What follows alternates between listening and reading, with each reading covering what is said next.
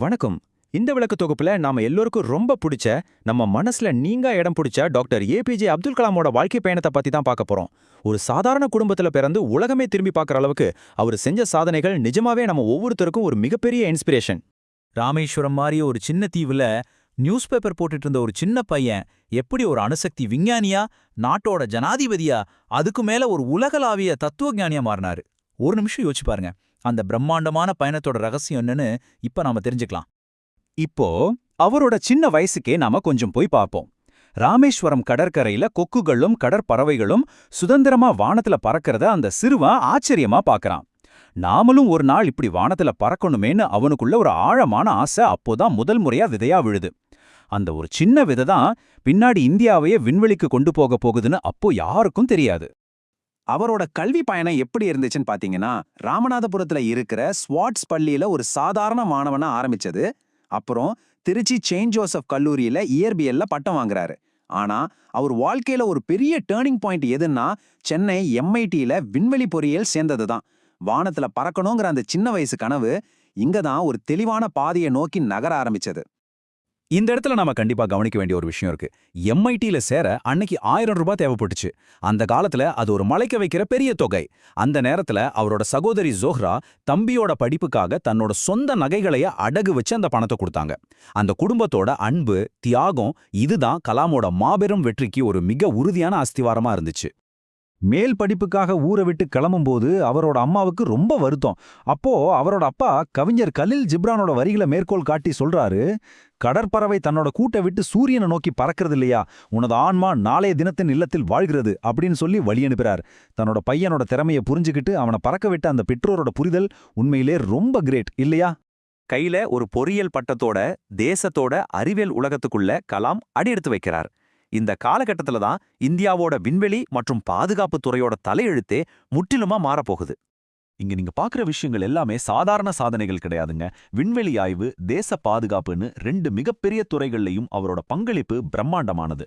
1980ல SLV-3 மூலமா ரோகிணி செயற்கைக்கோளை ஏவுனதுல ஆரம்பிச்சு அக்னி, பிருத்வி மாதிரி உலக நாடுகளையே திரும்பி பார்க்க வச்ச சக்தி வாய்ந்த ஏவுகணைகளை உருவாக்குனது வரைக்கும் இந்தியாவை ஒரு அசைக்க முடியாத சக்தியா மாத்தினாரு.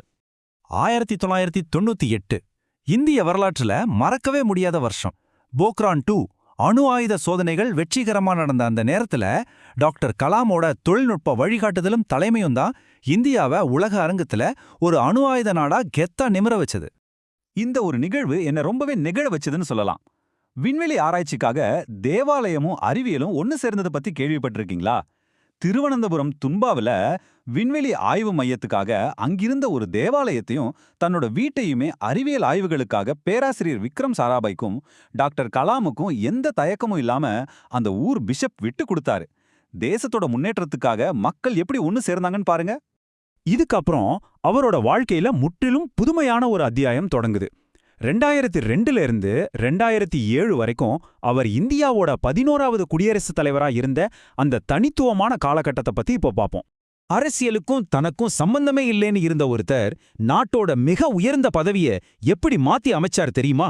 அவர் அந்த ஜனாதிபதி பதவியில் இருந்த எல்லா அதிகாரப்பூர்வமான பந்தாக்களையும் திரைகளையும் விலக்கி அதை நேரா நம்மள மாதிரி சாதாரண மக்கள் கிட்ட கொண்டு வந்து சேர்த்தாரு. இந்த குறிப்பிட்ட கதையை நாம கொஞ்சம் கவனிச்சு பார்க்கணும்.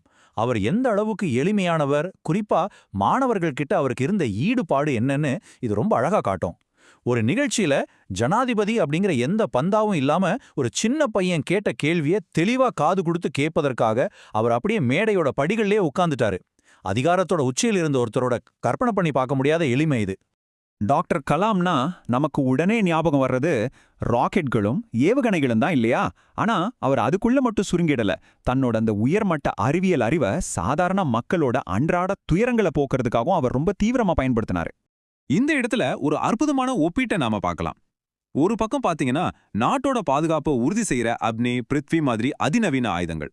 ஆனா இன்னொரு பக்கம் இதய நோயாளிகளுக்கு குறைஞ்ச விலையில கிடைக்கிற கலாம் ராஜு ஸ்டென்ட், கிராமப்புற மக்களுக்கான கலாம் ராஜு டேப்லெட், இப்படி அறிவியல் அப்படிங்கிறது நாட்டை பாதுகாக்கிறதுக்கு மட்டும் இல்ல, சாதாரண மக்களின் உயிரை காக்கிறதுக்கும் தானே ஒரு நிரூபிச்சாரு.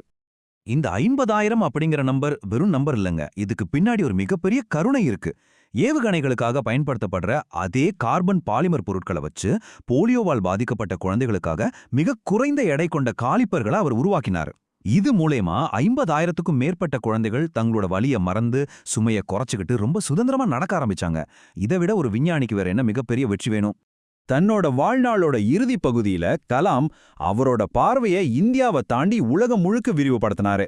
இந்த உலகத்துல அமைதியும் மனிதர்கள் மத்தியில ஒரு நல்லிணக்கமும் வரணும்னா என்ன செய்யணும்னு அவர் ஒரு உன்னதமான தத்துவத்தை முன்வைக்க ஆரம்பிச்சாரு. 2007ல ஐரோப்பிய நாடாளுமன்றத்துல பேசும்போது ஒட்டுமொத்த உலகத்தோட அமைதிக்கான ஒரு பவர்ஃபுல்லான ஃபார்முலாவை அவர் கொடுத்தாரு. அதாவது மதிப்படிப்படையிலான கல்வி மூலியமா ஒரு நல்ல சமூகத்தை உருவாக்குறது, புதைப்படிவ எரிபொருட்களை விட்டுட்டு புதுப்பிக்கத்தக்க ஆற்றலுக்கு மாறுறது, அப்புறம் உலக நாடுகள் தங்களோட அழிவை ஒண்ணுக்கொண்டு பகிர்ந்துக்க ஒரு பிளாட்ஃபார்ம் உருவாக்குறது. இது மூணும் தான் இந்த உலகை காப்பாத்தும்னு அவர் ஆணித்தரமா சொன்னாரு. இதுல ரொம்ப சுவாரஸ்யமான அதே சமயம் ரொம்ப லட்சியமான ஒரு விஷயம் என்னன்னா 2030ஆம் வருஷத்துக்குள்ள இந்தியாவோட மின் உற்பத்தி திறனை 4 லட்சம் மெகாவாட்டா உயர்த்தணும்னு அவர் ரொம்ப குறிப்பா சொன்னாரு. அதுவும் நிலக்கரிய நம்பி இல்லாம சூரிய ஒளி மற்றும் தோரியம் மாதிரியான புதுப்பிக்கத்தக்க ஆற்றல்களுக்குத்தான் நாம அதிக முக்கியத்துவம் கொடுக்கணும்னு அவர் வலியுறுத்தினாரு.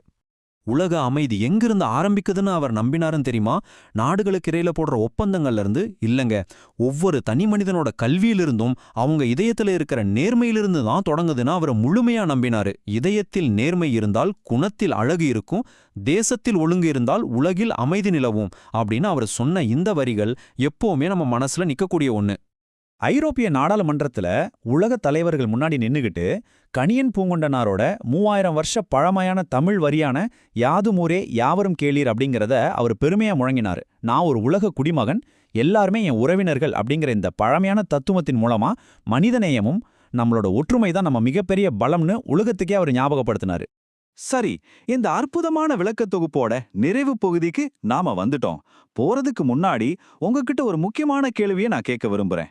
ராமேஸ்வரத்துல பேப்பர் வித்துக்கிட்டு இருந்த ஒரு சாதாரண சிறுவனால தன்னோட உழைப்பாலும் நேர்மையாலும் இந்த உலக அளவிலேயே ஒரு மிகப்பெரிய தாக்கத்தை ஏற்படுத்த முடியுதுன்னா உங்களால முடியாதா என்ன? ஒரு சிறந்த அறிவார்ந்த சமூகத்தை உருவாக்க உங்களோட தனித்துவமான பங்களிப்பு என்னவா இருக்க போகுது? கொஞ்சம் யோசிச்சு பாருங்க. கலாமோட அந்த விடாமுயற்சியும் கனவையும் தொடர்ந்து முன்னெடுத்துட்டு போவோம். சந்திப்போம்.